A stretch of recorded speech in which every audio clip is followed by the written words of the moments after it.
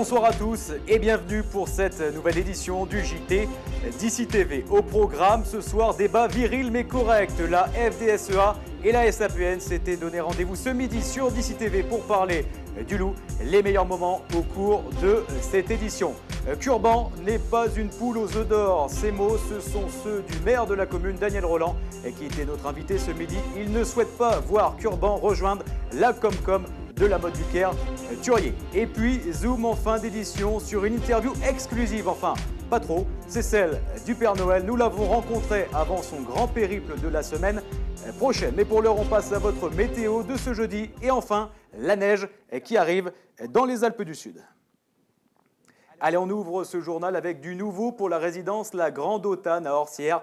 Cette résidence de tourisme fermée, 64 investisseurs n'ont toujours pas touché de loyer depuis maintenant 5 ans. La faute à des entreprises qui ont fait faillite. Alors après 5 ans de combat judiciaire, une nouvelle expertise a eu lieu ce lundi dans la résidence avec quelques avancées. Des travaux sur la butte qui devraient pouvoir commencer en 2014 et la poursuite de l'expertise pour la remise aux normes du bâtiment. Après 5 ans de marathon et des sommes astronomiques engagées, les particuliers investisseurs dans la résidence de tourisme ne baissent pas les bras et espèrent pouvoir rouvrir la Grande Autane en début d'année 2015. Écoutez l'un d'entre eux.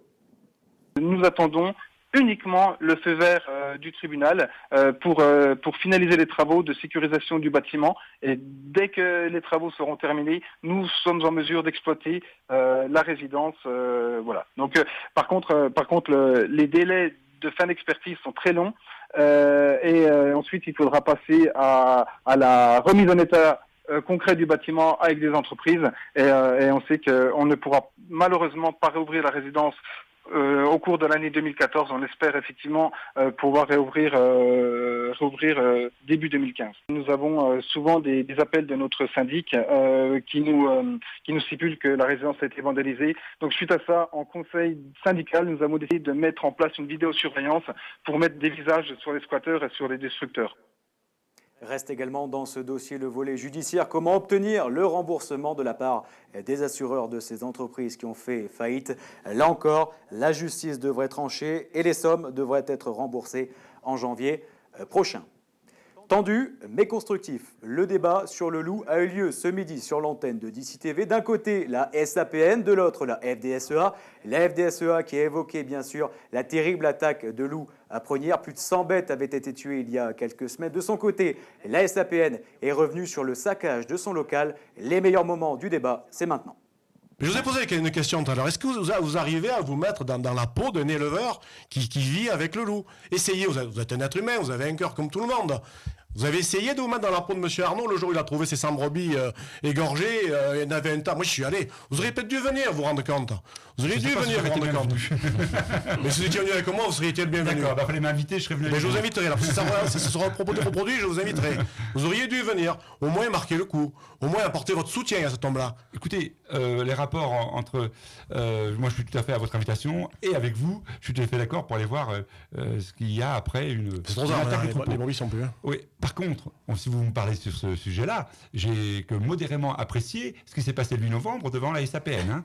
Quand on parle de violence, là, les violences... Ah, il n'y a pas eu de violence, il n'y a pas eu de violence, il n'y a pas eu de casse. C'est-à-dire que... les violences étaient extrêmes, et les insultes étaient au niveau des violences. Comme j'ai déjà dit, vous étiez là où il ne fallait pas être. Quoi. Vous êtes la seule association que je connaisse sur Gap. Donc on est passé vous dire bonjour, on s'est arrêté, on n'a rien cassé, il n'y a pas eu de casse. Imaginez-vous, des insultes, j'en ai pas entendu d'insultes. Vous parlez du berger qui est mal à l'aise par rapport à une attaque de troupeau. Je le conçois. Eh ben, concevez que la même chose pour nous quand vous êtes passé devant chez nous. Exactement. Ça a duré un quart d'heure. Les attaques de loup, c'est 5 mois par an. Une agression phénoménale que moi je ne connais pas dans les Hautes-Alpes. Il n'y a pas eu d'agression phénoménale, on n'a rien cassé. Le mot d'ordre était clair, ne cassons rien. Saccagé.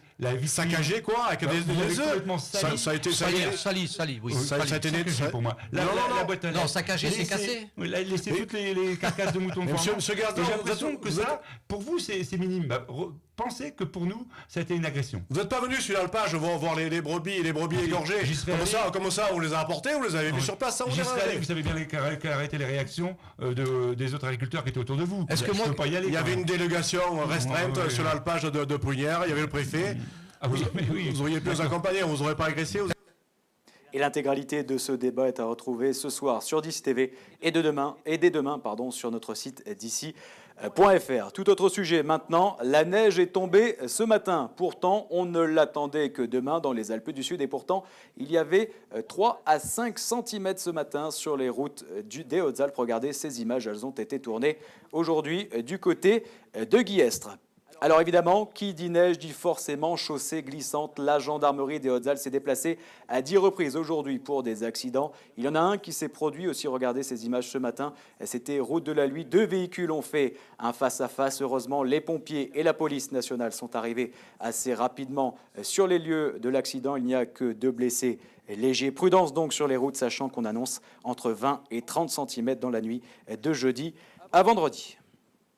Dans la vie, il y a les veaux et les bouchers. Ces mots, ce sont ceux de Daniel Roland, maire de la commune de Curban, qui était notre invité ce midi sur l'antenne de d'ici Radio.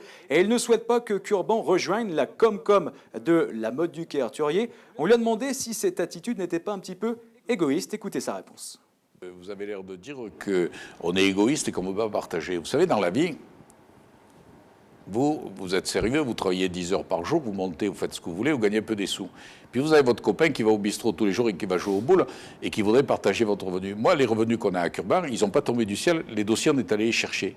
Alors, il y a des communes qui, depuis des années, n'ont pas cherché, certaines ne peuvent pas se développer, mais d'autres auraient pu se développer. Les chantiers et les dossiers, il faut les chercher avec les dents. C'est pas facile. Alors, c'est facile de reprocher à quelqu'un de ne pas vouloir partager ses revenus dans la mesure où il n'a rien fait.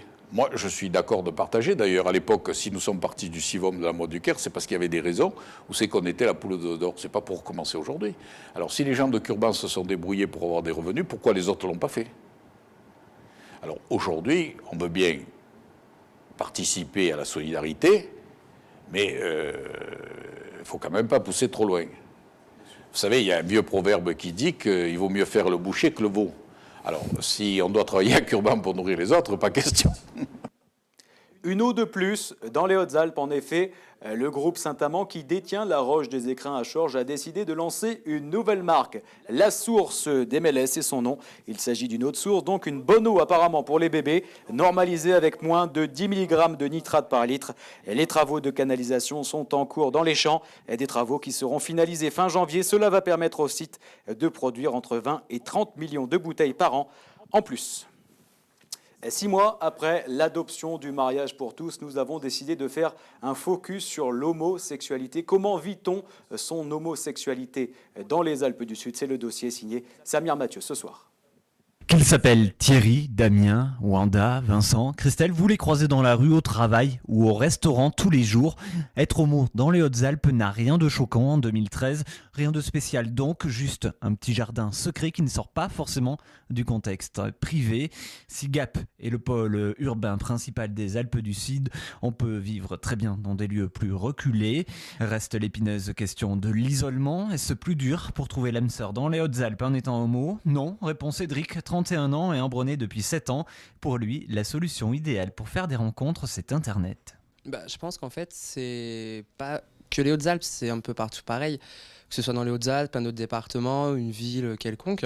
On est au XXIe siècle. Maintenant, c'est des choses qui sont quand même beaucoup plus acceptées par les gens, qui rentrent beaucoup plus dans les mœurs. Après, certes, il y a peut-être le côté encore un peu caché par certaines personnes, mais on avance quand même de mieux en mieux par rapport au progrès, comment dire, que ce soit reconnu. Voilà. Dans les Hautes-Alpes, c'est un peu compliqué. Déjà, il faut passer par Internet pour pouvoir faire des rencontres. C'est quand même un des moteurs phares maintenant, mais que ce soit hétéro ou homosexuel, tout le monde y passe, la rencontre virtuelle. Après, sortir, s'amuser, il y a les discothèques, il y a les bars à ambiance ou autres. C'est vrai qu'Embrun, c'est quand même plus petit, c'est plus réduit, donc c'est plus facilement sur Gap, Briançon, des villes qui bougent un peu plus. Après, avec les saisons touristiques également, le flot de touristes ou autres, ça y joue quand même beaucoup. Être en couple, gay, lesbien ou hétérosexuel dans les Hautes-Alpes, c'est plutôt agréable. Être célibataire ou le redevenir, ça relève parfois du chemin de croix.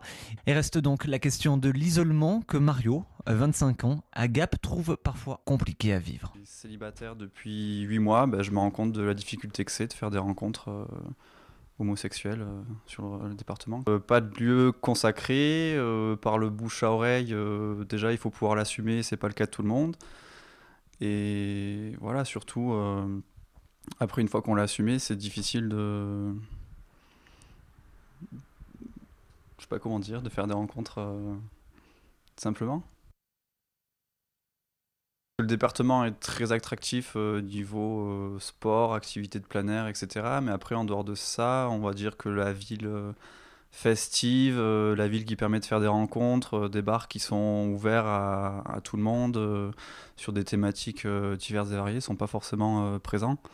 Donc du coup, quand on a une vie de couple, c'est très facile, très bien, mais quand on cherche à avoir une vie de couple et quand on cherche à faire des rencontres, ben, on se rend compte qu'on est un peu seul en fait. Pas de lieu consacré, donc des difficultés pour faire des rencontres. Donc on se rabat sur les sites de rencontres, et encore, il n'y a pas vraiment beaucoup de gens dans le département, on se rend compte aussi. Des rencontres, il s'en fait donc partout, comme pour les hétéros, dans les Hautes-Alpes. Allez, on termine ce journal avec l'interview du Père Noël. Aujourd'hui, il distribuait des bonbons à Gap. Nous l'avons rencontré, nous lui avons demandé si, comme le film, c'était une ordure. Écoutez sa réponse. Non, je ne suis pas une ordure. J'ai jamais été une ordure. Je suis très gentil pour les enfants. Et on va essayer de distribuer des cadeaux à tout le monde. S'ils sont gentils, les enfants, on va leur distribuer des petits cadeaux. Voilà, le film est drôle, mais le Père Noël n'est pas une ordure. On passe tout de suite à l'actualité nationale et internationale avec Dominique Le Guen ce soir. Accord européen pour encadrer le vapotage et lutter contre le tabagisme. Les cigarettes électroniques sont concernées par ce nouveau dispositif. Demande d'autorisation de mise sur le marché, vente interdite aux mineurs, concentration de nicotine limitée à 20 mg par millilitre.